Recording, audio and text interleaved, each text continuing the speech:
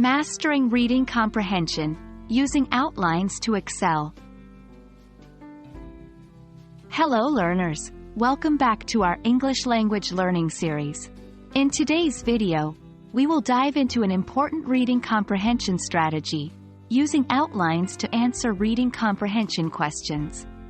By the end of this video, you will know how to create and use outlines to effectively identify main ideas and supporting details in a text, thereby improving your reading comprehension skills. An outline is a tool that helps organize information in a structured and logical manner. Think of it as the skeleton of your understanding, where each bone represents a key point or idea from the text. Creating an outline helps you break down complex pieces of information, making it easier to identify the main ideas and supporting details. To create an outline, first, read the text carefully. As you read, note down the main ideas and any supporting details.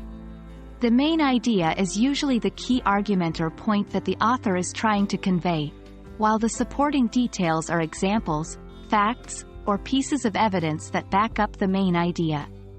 To note these down: 1. Use bullet points or numbers for each new idea. 2. Indent or use sub-points to represent supporting details or sub-ideas. Remember, the goal is to create a clear and concise representation of the information in the text. Outlines can be incredibly effective when answering reading comprehension questions. Once you've created your outline, 1. Refer back to it when faced with questions about the text. This will help you find answers more efficiently. 2. Cross-reference the question with your outline. The question may relate directly to one of your main points or may require you to combine information from multiple points. 3. Use your outline to track the argument's flow or narrative. This can be especially useful for more complex or abstract questions. Now it's time to put theory into practice. Take a short text or article and try creating an outline for it. Use that outline to answer some comprehension questions. Remember, practice makes perfect. Thank you for joining us in this video about using outlines for reading comprehension.